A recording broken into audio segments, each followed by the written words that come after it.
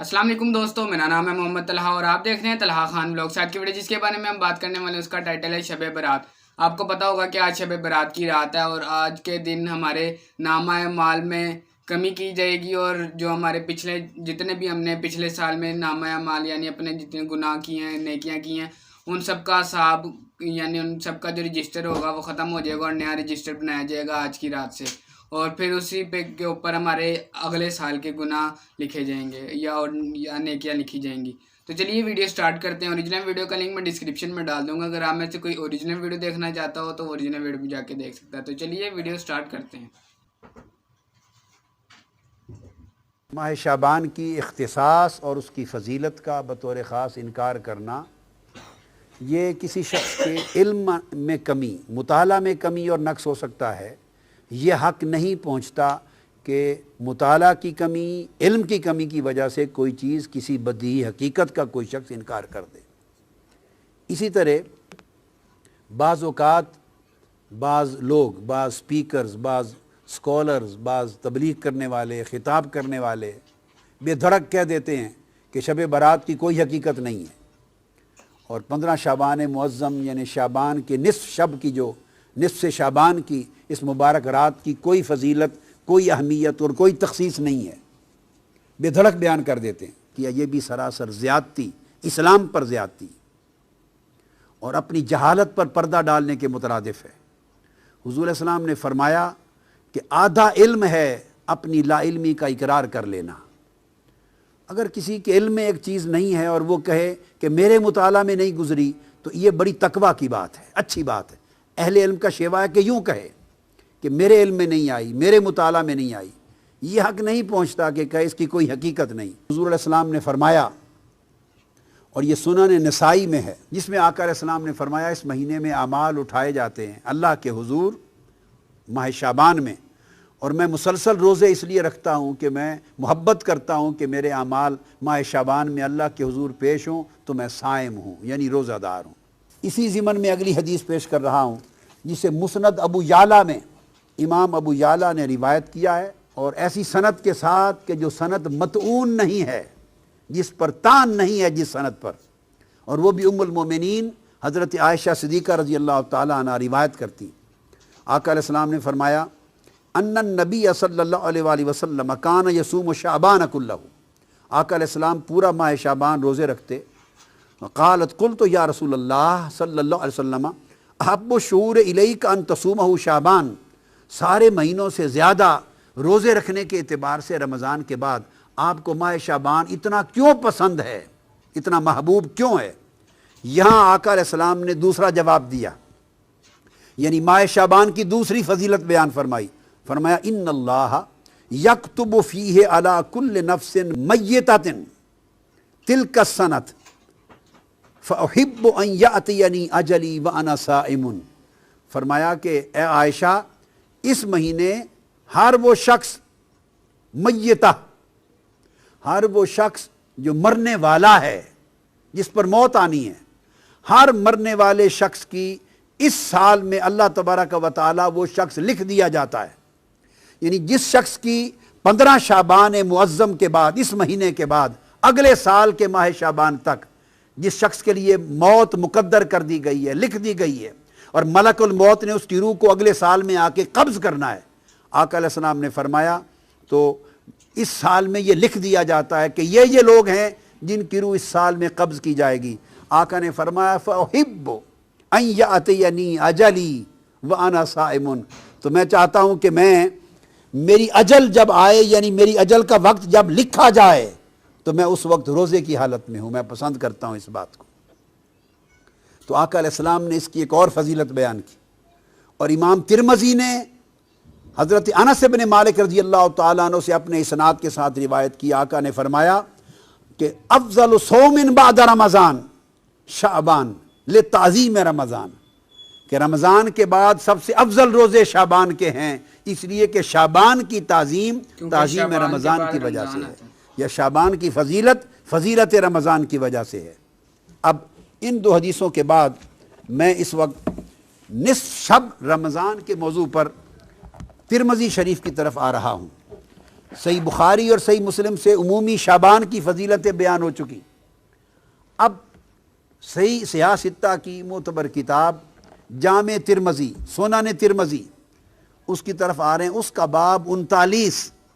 اب وہ لوگ اس پر توجہ کریں جن کا یہ خیال ہے کہ شب برات کا اور 15 شب شعبان کا کوئی وجود، کوئی حقیقت اور کوئی فضیلت اور کوئی تخصیص نہیں ہے.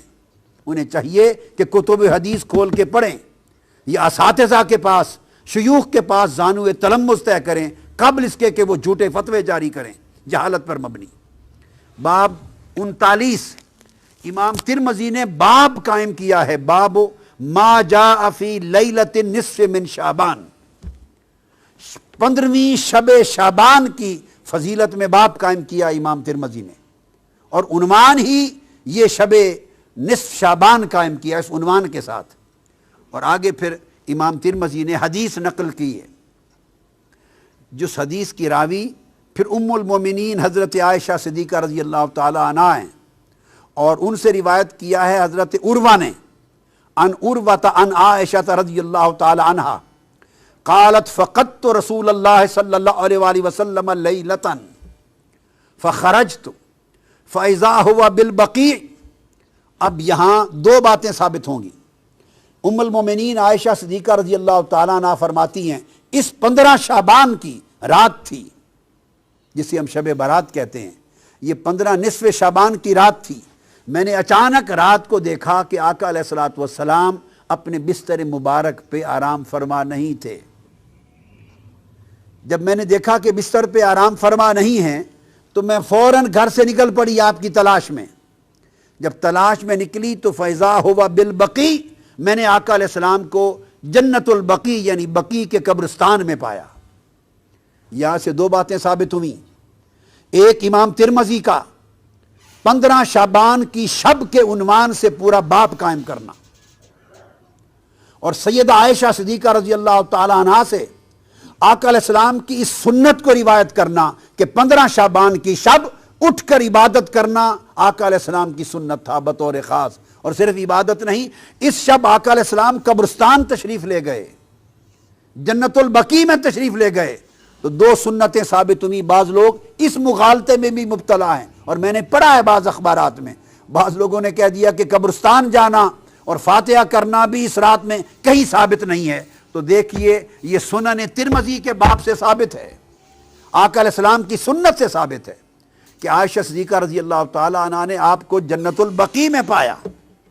اور جب آپ ان کے پاس پہنچی تو آقا علیہ السلام نے فرمایا اکنت تخافین ان یحیف اللہ علیک ورسولہ. اے عائشہ صدیقہ رضی اللہ تعالیٰ عنہ، دوڑتی دوڑتی مجھے تلاش کرنے کے لیے آئی ہو، تمہارا کیا خیال ہے اللہ اور اللہ کا رسول تمہاری حق تلفی کرے گا؟ اب یہاں ایک بڑا لطیف نکتہ ہے. ان کو ایک گمان گزرا تھا جس کو آگے بیان کرتی ہیں. قلت یا رسول اللہ انی ظننت انک اتیت بعد نسائک. یا رسول اللہ صلی اللہ علیہ وسلم مجھے خیال گزرا، گمان گزرا کہ شاید آپ کسی اور زوجہ مطہرہ کے حجرے میں تشریف لینے گئے ہوں. یعنی وہ رات باری کے اعتبار سے ام المومنین عائشہ صدیقہ کی تھی، اور ایک بتقاضۂ بشریت جب اٹھی نصف شب رات کو 15 شعبان کو تو دیکھا آقا تشریف فرما نہیں ہے. ایسے بتقاضۂ بشری خیال آیا کہ کہیں آقا علیہ السلام کسی اور زوجہ مطہرہ کے ہاں تشریف نہ لے گئے ہوں. اب آقا علیہ السلام ان کے ذہن میں اس مخفی خیال کو جان گئے. یہ اس نبی کی بصیرت ہے، یہ اس نبی کا علم ہے، نبی کا کشف ہے، نبی کی نگاہ ہے کہ وہ کس خیال کے پیش نظر وہ تلاش کر رہی ہیں. تو آپ نے فرمایا ایک تو جان گئے، دوسرا فرمایا کیا تیرا خیال ہے کہ اللہ اور اللہ کا رسول وہ تمہاری حق تلفی کریں گے؟ یعنی اٹھے آقا علیہ السلام تھے، تلاش حضور کی ذات کی ہو رہی تھی، مگر آقا علیہ السلام نے ان کا گمان جو آقا علیہ السلام کے بارے میں تھا اس پر اللہ کا اسم شامل کر کے فرمایا کیا تیرا خیال ہے کہ اللہ اور اللہ کا رسول حق تلفی کریں گے؟ یہ نہیں فرمایا کہ رسول حق تلفی کرے گا، نہیں، بلکہ فرمایا کہ اللہ اور اللہ کا رسول ایسا کریں گے. اشارہ اس امر کی طرف تھا کہ رسول کا ہر عمل وہ رسول کا نہیں ہوتا، وہ اللہ کا عمل تصور ہوتا ہے، اور رسول کی نسبت سوء ظن اللہ کی نسبت سوء ظن ہوتا ہے.